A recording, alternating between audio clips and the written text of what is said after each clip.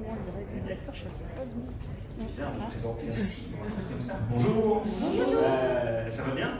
Oui. Oui, soyez les bienvenus, on est très content de vous recevoir au Bristol pour la conférence de presse de ce nouveau film Marvel Studios, l'un des plus attendus de cette saison, de cette fin d'année, Les Éternels, réalisé par Chloé Zhao, que nous allons accueillir dans quelques instants. Juste avant, je vous rappellerai de, s'il vous plaît, mettre vos portables sur silencieux ou sur mode avion. Comme vous avez pu le constater, ce film propose une histoire qui s'inscrit à la fois dans la continuité chronologique et thématique développée par Marvel Studios depuis plus de 10 ans maintenant, mais également propose une évolution considérable à plusieurs niveaux. Alors pour parler de ce film et pour répondre à vos questions, d'ailleurs à cet effet, je vous précise que Tom et Vanessa sont dans la salle et pourront vous passer le micro afin de poser vos questions, après que j'en ai posé une ou deux pour ouvrir la conférence. Je vous prie d'accueillir la réalisatrice oscarisée Chloé Zhao.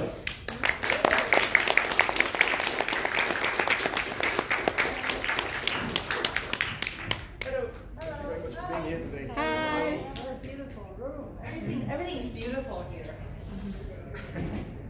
How are you? I am good. I'm living in Paris. Thank you very much for being with us today. If that's okay with you, I'll go straight to the point with the first question.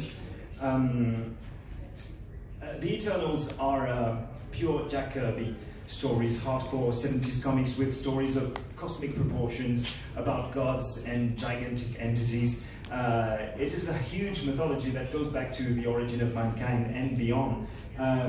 How were you inspired by Jack Kirby's work while making this movie? I had an adaptation experience right before Eternals, and I often find when a work is so grand and so big, bless you, it's very important to sort of look at the heart and the soul of it. And I try to ask myself, why did Jack Kirby created the Eternals? And I felt like at that time he had a desire to take a step aside from the popular narrative in order to gain a new perspective of the genre of storytelling. And it's perfect timing that after the Infinity Saga that we're able to take a step aside from the MCU and just see how we can deconstruct some of the principles, foundations that this whole genre is born out of. It's very exciting. As I was saying just before you arrived, the Eternals combines continuing the existing Marvel universe while developing this whole new mythology. And I know these two aspects were kind of one of your main focuses while making this movie. How did you manage to find your balance between what's new you want to bring to the table and what's already there? Well, the film is set immediately after half of the population returned to Earth. For me, that is a big ecological event. And it's great to be able to have a story that's set in that time and the impact that it had on our planet. So with that locked in, and also knowing we're going to be exploring the origin of the MCU, and knowing that it's going to have repercussions for the future, I was very much encouraged to make a standalone film in the middle, and not rely on Nick Fury to show up, even though I really wanted to, but they said, no, Chloe, let's focus on these new characters, new stories. Yeah, okay. Thank you very much. Maybe we can... Yeah, monsieur. Ici. Alors, attendez, ici d'abord. First question from the audience. Hi, thanks. The movie is great. I have two questions. First question is about your influences. In September 2020, you spoke about manga, and I found some influences, and you said you wanted to do more of this combination of Eastern and Western cultures. So the first question is, how did you do that? Was it complicated? And, well, what is your process? And the second question is completely different. Can you give us a hint on who is the last voice? There you go. Wow, this one. Thank you. This is coming out like now? It's coming out tomorrow. But everybody's seen the movie, right? Yeah, but don't. Oh. Go after those three. Let's just say he is someone that you will soon meet in the MCU. Very exciting. One of my favorite superheroes. I have to give them something. Okay, so if you don't see me ever again after this, you know who to blame. The first question, I appreciate you asked that because manga is such a big part of my life. And there are two things. One is tonally. If you know manga, you know that we take ourselves very seriously. Meanwhile, something ridiculous will happen, and some really out of this world's humor, and now interweave together. Tonal consistency doesn't exist in manga. And I think that I may have carried that a little bit with me in my filmmaking. And also the action, you know, I'm sure you can see reference from Yuyu Hakusho and Dragon Ball Z, and yeah. And also think about Sailor Moon and Zodiac Knight, and we're talking about a team. And they share similarities in their costumes, but each have their different colors. And thank you very much. Next question, please. Yes. Bonjour. Dans votre cinéma, jusqu'à présent, il était question de personnages qui traitaient avec la fin du mois. Aujourd'hui, vous traitez avec des personnages qui ont affaire avec la fin du monde. Qu'est-ce que ça implique comme changement de perspective et comme changement philosophique? Okay, so till this day in your movies, your characters were kind of dealing with the end of thyself, and now you have new characters that are dealing with the end of everything, the end of the world. What does it bring, this change of perspective, like philosophically? That's a really good question. I haven't really thought about it that way. Thank you for mentioning it. I think we put ourselves through fires in order to be reborn. We put ourselves through as big of obstacles as possible so we can learn more about who we are. And in smaller independent films I made, I kind of put my characters always through the most earth-shattering tragedy they can imagine, so they can be reborn. And in this story is a whole people, humanity. And so hopefully through that story we can think about what's important, our relationship with our planet and ourselves and each other. Thank you very much. Another question? Yes. Bonjour, Henry Albana de Script. I'm very sorry because I will ask you that question in French. Comment avez-vous travaillé professionnellement mais aussi personnellement cette transition entre Nomadland, un film beaucoup plus intimiste, avec un budget un peu plus, on va dire, plus film d'auteur, et Les Éternels, grosse production, Marvel Studios? Comment vous avez travaillé cette transition qui peut paraître compliquée pour une réalisatrice? Merci beaucoup. Thank you very much. Thank you. How did you work this transition between making maybe smaller auteur movies and then suddenly being part of a huge production with a much bigger budget and maybe a much bigger pressure on your shoulders? How did you manage to find your own balance between what you were doing before and what you did with this movie? That's exactly what I understood. Brian, she's like, I understand a little bit. That's exactly what I thought you asked. I don't know how to do things any other way, but to do things from my gut. You know, every decision I make, my relationship with the people I work with, my relationship with the cast, my relationship with the camera, it's always something I have to feel. If I can't feel it, I can't even get up in the morning, I'm not going to show up. So fundamentally, it doesn't feel different because it comes from the exact same place as I made my previous films. Marvel Studios, to the surprise to many people, is very different than a lot of traditional studios in Hollywood. There are very few of them actually are in charge. There's 3 people. And I often only talk to 2 of them to make all the decisions. And so they've really created a bubble for me to exist safely. And they will catch me if I fall, but they let me fly, you know, when I feel safe. Thank you very much. Another question? Yep. Bonjour, Gauthier Jorgensen pour Satellifax. First of all, congratulations for all the achievements this year. It's really special. Congrats. En français, la question, je voulais rebondir sur ce qui vient d'être dit.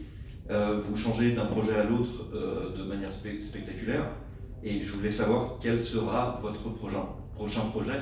Est-ce que ça sera quelque chose d'aussi grand que ça? Est-ce que ça sera un retour au cinéma beaucoup plus indépendant? Qu'est-ce que ce sera tout simplement? Sur quoi vous allez travailler?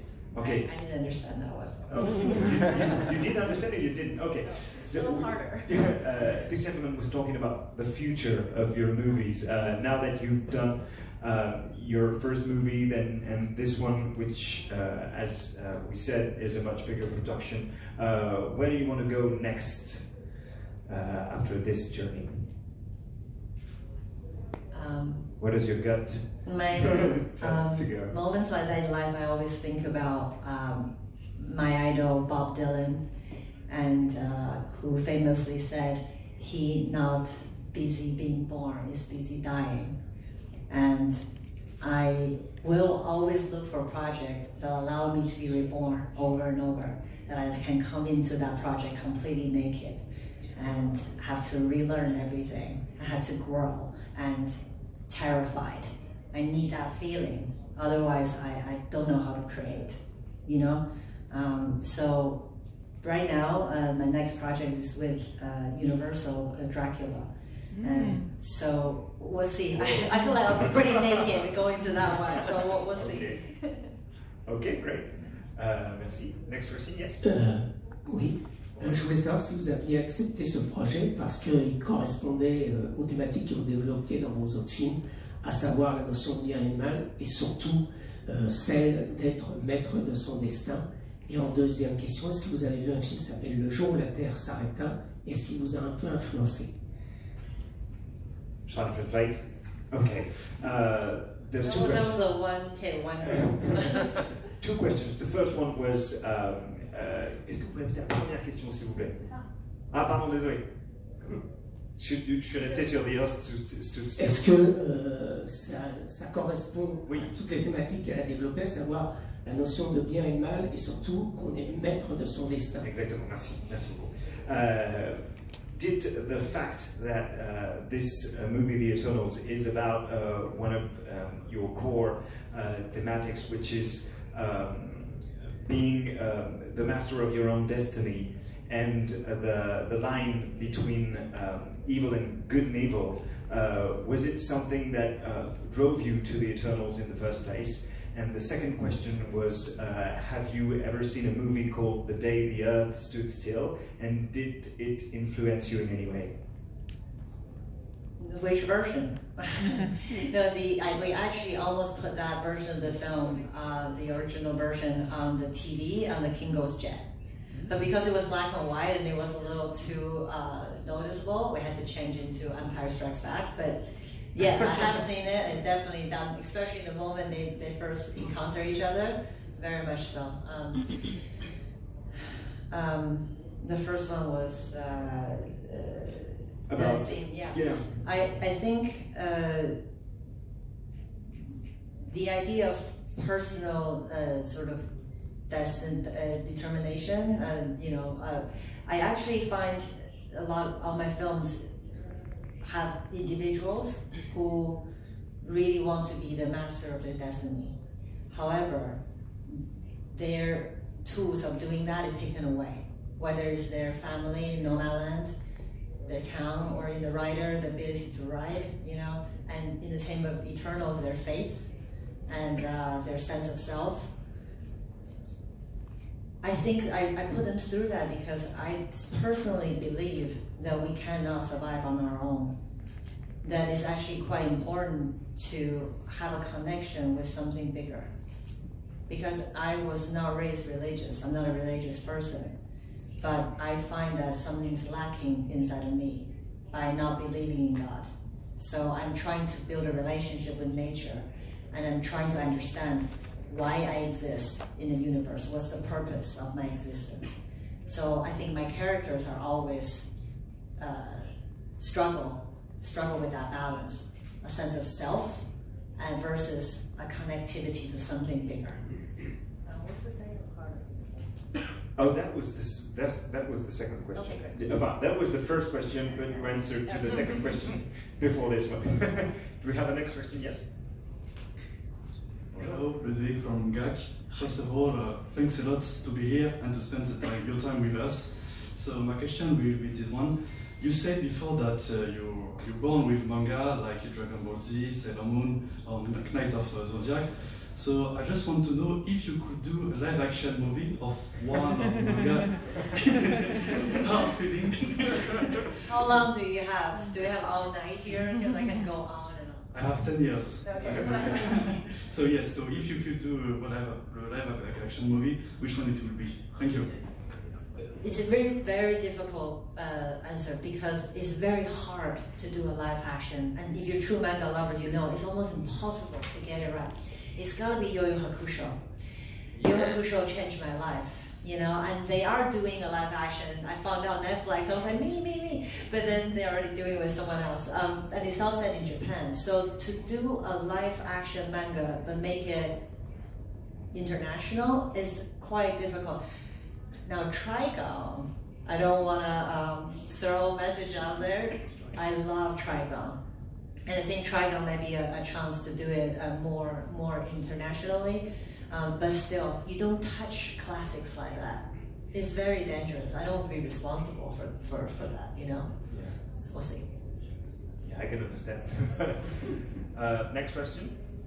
Yes. Bonjour. Je voudrais que vous nous parliez de votre choix de musique, qui est un peu différent pour l'univers Marvel. Yes, can you talk to us about the choices you made for the music of this movie, which is quite different from what we've heard in previous Marvel movies? Are you talking about the score or the needle drop? No, not the score. The needle drop. Okay. Well, it's a very eclectic collection of songs. I take responsibility of those. It kind of represent how weird of a person I am.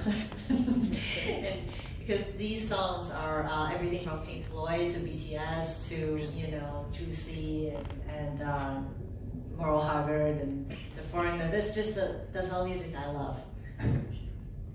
It's pretty simple.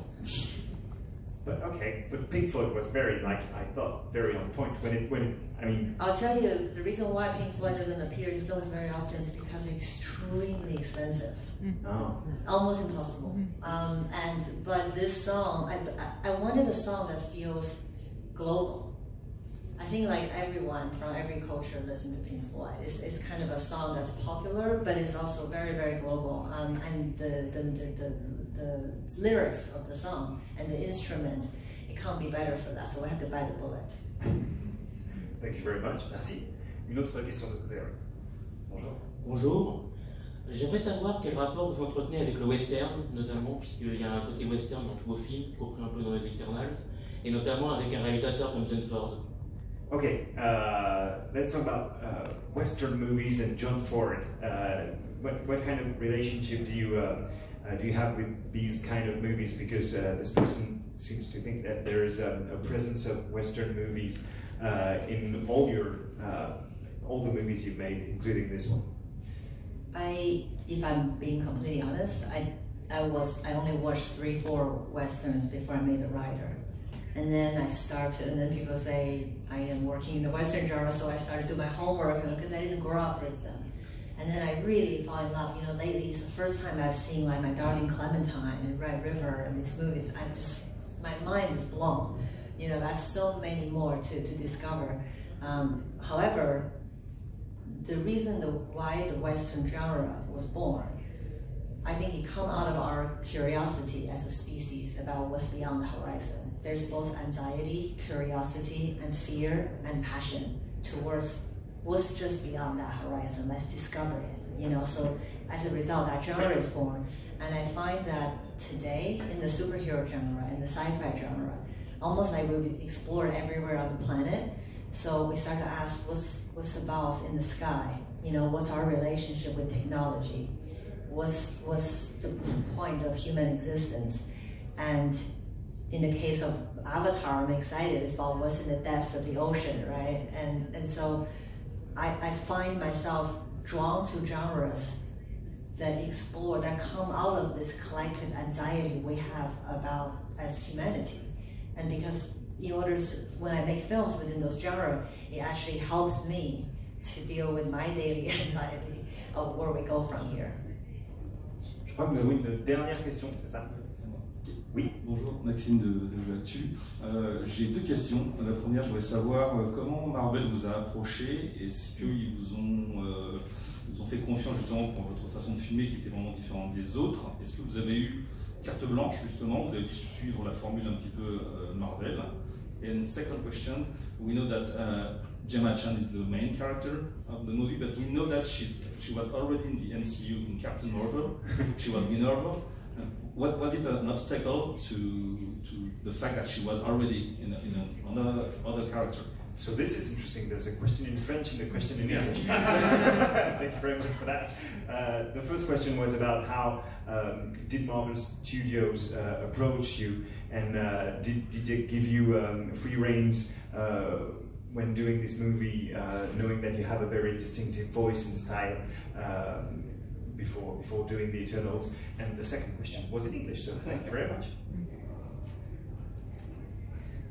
When I made The Rider in Nomadland, and songs my brothers taught me, I went into the world that's not my own.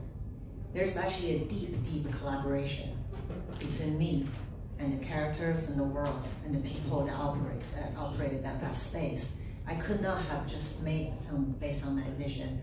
So much of the film is a shared vision. It's the same when I entered the MCU. It's a shared vision, and it is that way because that's how I love to make films. It's a collaboration. So I don't see it as free reins. I see it as, are we passionate about the same story? Since day one, the producers at Marvel and me, we got passionate about one idea, not just what it is, but how we make it. And from that moment on, it's just about going to work. Cersei, we searched for so long. My goodness, we auditioned hundreds and hundreds of actresses. We still couldn't find our Cersei. And you know, the way I cast in Nomadland, Frances actually suggested some of the other casting from her own life. And we cast Richard Madden first as Icarus. And he did say, you know, Gemma Chan, have you auditioned? We haven't auditioned Gemma at the time because she's been in the MCU. And he said, you know, we're really close friends in real life. And that just, that sparked something in me. And then we brought Gemma in to read it right away. She didn't even have to do it, but she walked in the way she was. I'm like, that's our Cersei. That's Cersei. You know, so she was blue in the other one. You couldn't quite recognize her. So I think it was okay, no? And Chris Evans has been to Marvel movies. Yeah, and she is Cersei, you know, so. Okay, I think that's it for us today. Thank you very much for your time. Thank you, Mexico. Congratulations on the movie. Good luck with everything that's coming for you. And I'll see you tonight.